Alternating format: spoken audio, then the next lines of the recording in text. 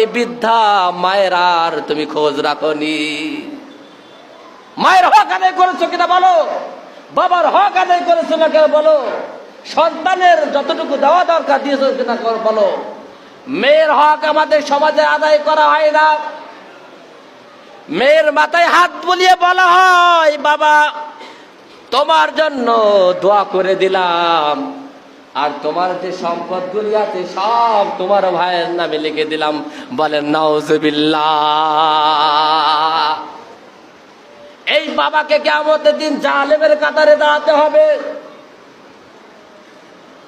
সন্তান সেদিন সন্তানের হক আদায় না করার কারণে কিয়ামতের দিনে সন্তান আপনার মুখের উপরে পাড়া দিয়ে সেদিন জাহান্নামে যাবে। বলেন নাউজুবিল্লাহ। সন্তান যাবে, কলিজার টুকরায় সন্তান যখন আপনার মুখের উপর পাড়া দিয়ে যাবে, কেমনটা লাগবে বলো।